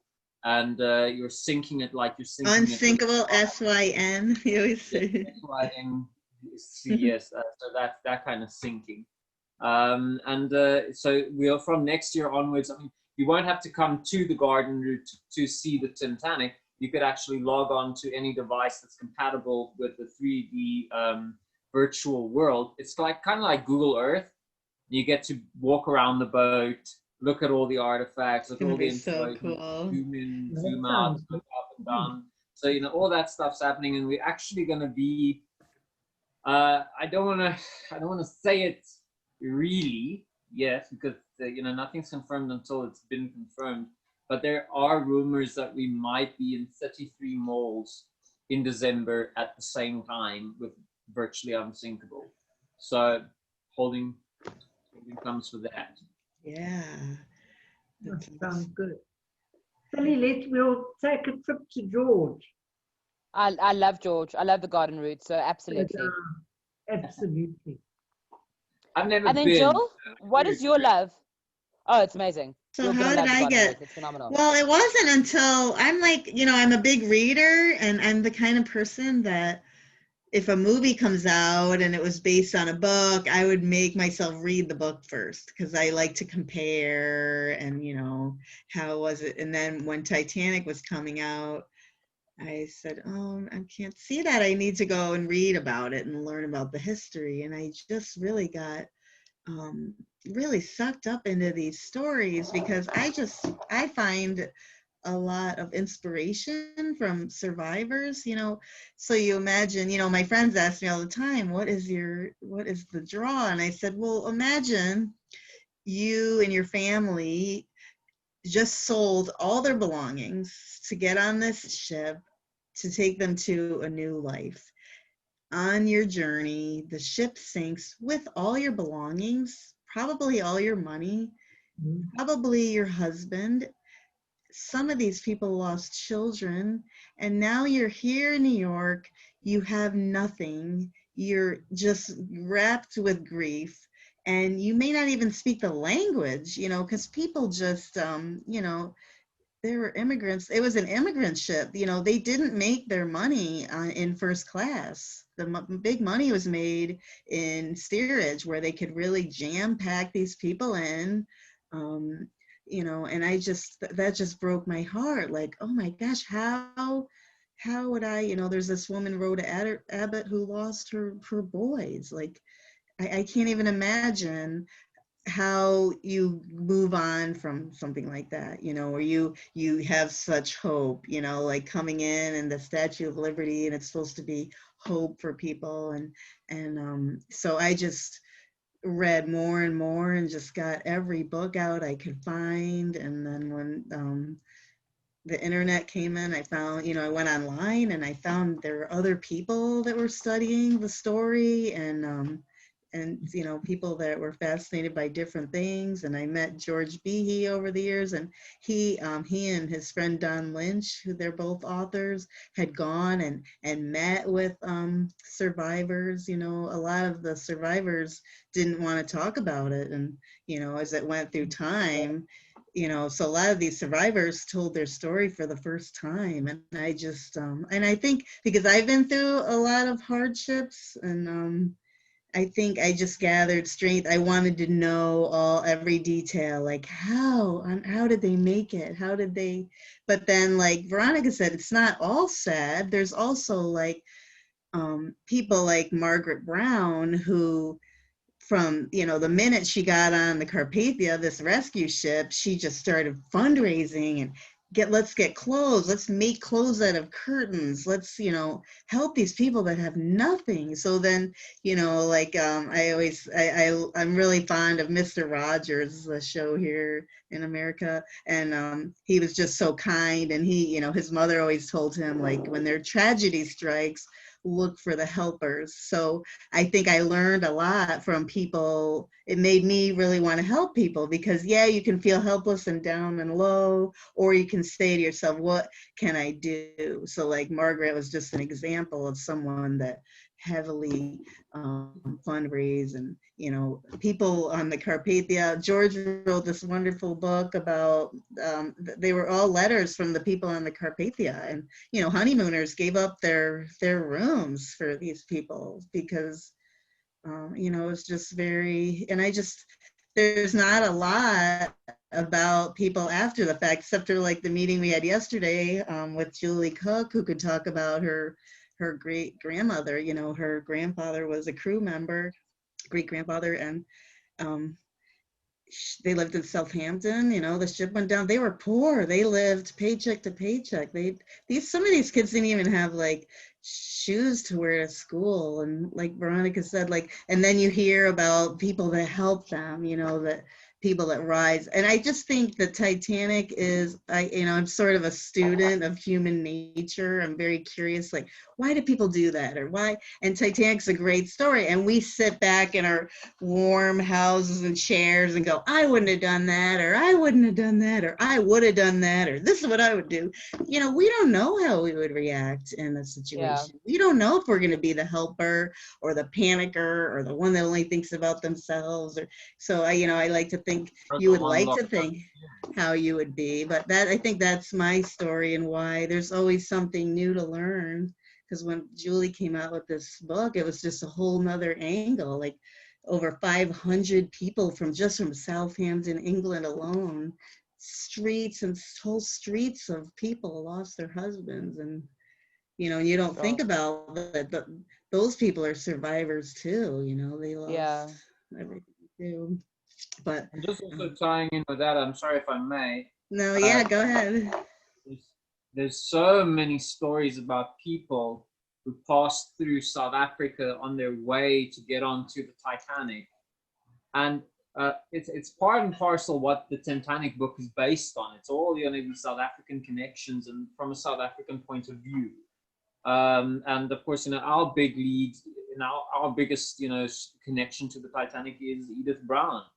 And just coming back to, yesterday's Zoom when we were talking about, kids selling their boots and this and that, or pawning the boots, so they have money. Right. Edith Brown was fortunate. They were rich, they had hotels in South Africa. And Right. that she remembers getting to England and her dad bought her these leather button-up boots and she loved them. And then when she got into a lifeboat with her mother, when the lifeboat number 14 reached the water, the plug of the lifeboat wasn't in, so the water came into the lifeboat. And it's actually hilarious to me, like how vastly different those worlds were.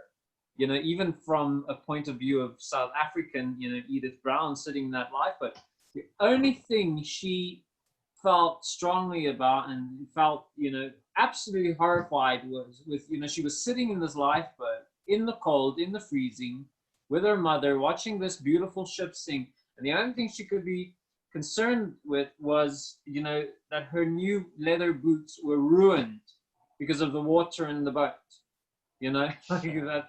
And, in complete contrast to it, you had these kids who didn't even have shoes, like that was just a whole different way of life back then. So for me it's a very personal thing, writing this book, Titanic, it is practically unthinkable. We as a South African nation, we were there too, and those stories are often forgotten or left out because they're not as impressive as, for instance, John Jacob Astor and Madeline Forbes. They're not that love story of Isidor Straus and Ida, on the boat. It's not that powerhouse story. In most cases, when you read about these people, you realize, they died. They didn't make it out. So there's so many people, and it's endlessly fascinating to me, that we were there too. So, yeah. Yeah, definitely. I just noticed that David had written in here. David's not feeling well, but he wrote, 5 years old, I checked out Robert Ballard's Exploring the Titanic from my school library just because the cover looked cool. That was 28 years ago, and it just about took over my life. What a great story. I feel like Titanic calls people. Oh, there you go, Robert Ballard. And Richard, did you get a chance to share about your experience becoming a huge Titanic fan? He talked about his love of things from his dad. Yeah. I covered it, but yeah, it just. Oh, right. Okay. I remember. Yeah, I wanted to make sure. Sonja, I know that you're not. What are your thoughts about that? Are you Right. Sucked you in. Yeah, now that you're part of the group, or what is there anything else beyond, you know? My interest in the Titanic began when I met you, Veronica. When I received your book, and that is when I did see the movie in the 1980s, but my interest really, when your book came out, that is when my interest began. Oh, I love this That's book. neat to hear. I love that cover. Isn't the cover great? Isn't the beautiful cover beautiful? So You're not the only one, Jill. I've also got one. look at us. You're the sign of jealous. That is so nice. Should be happy.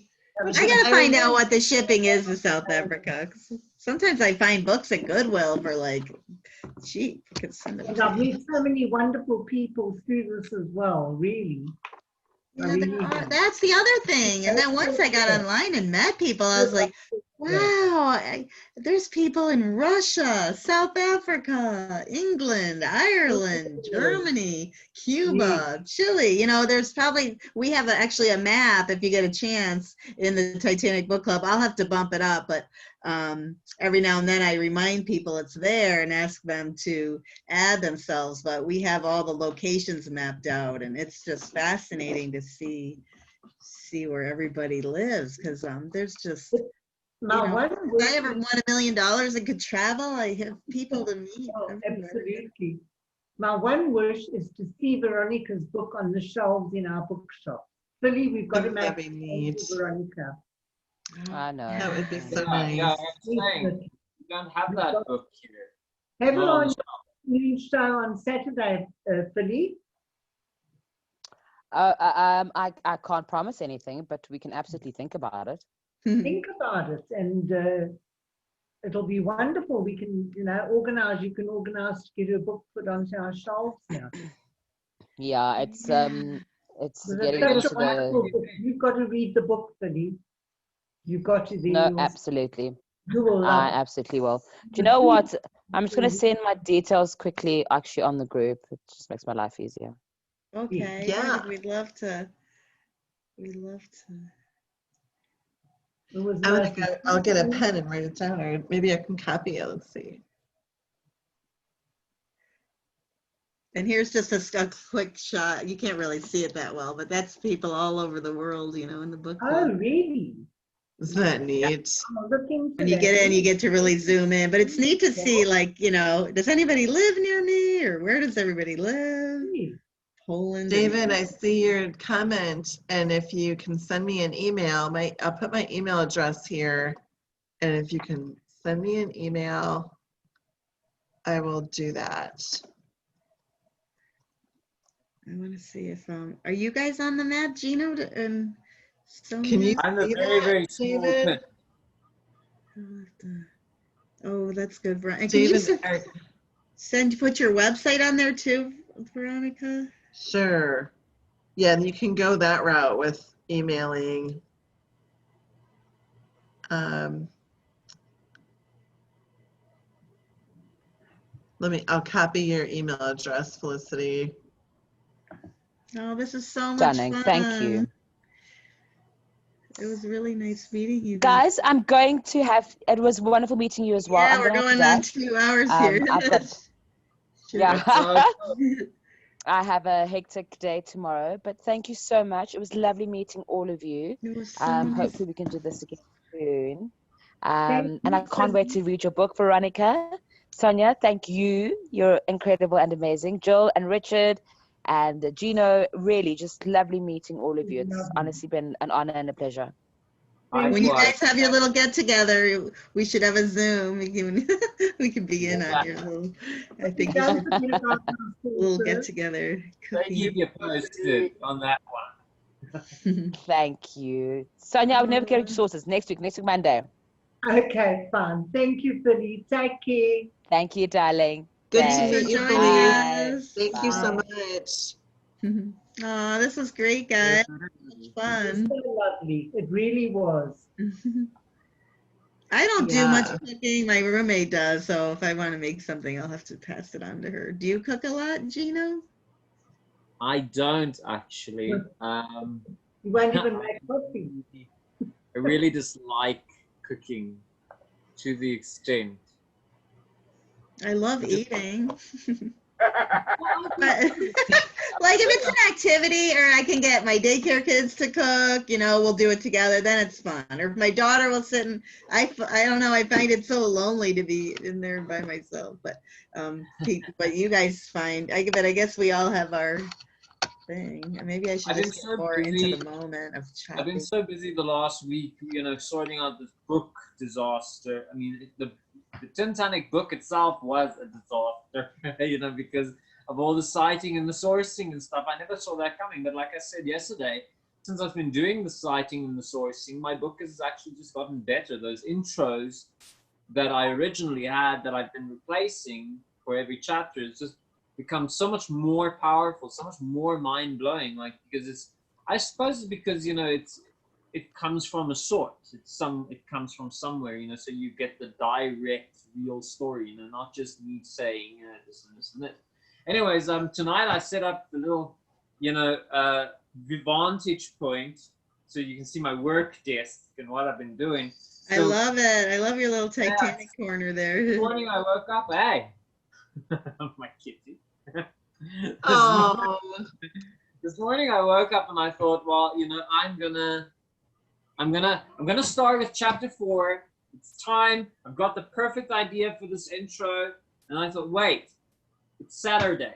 I'm not allowed to work on the book, so leave the book, work on the model. So yeah, I've been doing the trumpeter model, and I started working on that one, and that's been taking the whole day. Oh, you're doing the model? You bought the model? Oh. Trumpeter 1 to 2. That's a big deal that just came out. It's supposed to be like really realistic. I accidentally found it in one of the model shops here in South Africa, because I just walked in casually and asked the guy, I said, do you have any Titanic models? Expecting him to take me to one of these boring shelves with these boring Titanic models that you normally see in the small sizes. And he was like, yeah, we've got this one, brand new, it just came in. Cost a fortune, as it would.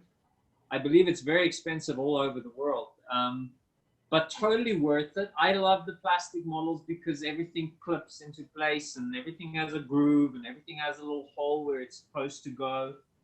Whereas my other model that I built before this one was the hatchet. It was just so difficult to get everything in place. And you can glue stuff down a million times. It keeps coming loose. So just wanted to sink that, you know, but this one's good. I like it. So I've been busy with that the whole day. That's Anyhow, it was a awesome. lovely meeting. It was so good talking to you all. So Veronica. nice to finally see you. So much. I guess I had better serve dinner. I think we'll have the tripe and onions tonight. Sonja, thank you so much for being here and Thank for you for making the inviting me. tripe. I feel very honored. I really do. It was lovely. And Felicity enjoyed it as well. We'll take it from you, and we'll definitely have another one soon. I'm going to sign off too. Thank you guys. And Richard, I had a total brain fart there. I listened to your story and I was thinking about something else. So I wanted to make sure I mentioned that. And I just can't thank you guys enough for keeping these stories alive. Thank you all. You're Thanks for welcome. joining us and all your hard work. And I'm going to come to your house and you can just cook for me. We should have a little convention. We can Would all love pay to. cook us food. Yes, when this is all over, we have to have a convention. Yeah, that would be so fun. That would be great. Well, everybody have a wonderful day and keep those stories going. And thank you guys. Thank you for your time. All You you do. Thank you, Veronica. Thank you. Bye, David. Bye, Gino, Richard. Bye, Veronica. Bye. Thank you, Jill. Thank you, Sonja. Bye. Hi, Richard, if you're going. Thank you. Bye-bye. Bye, guys. Bye.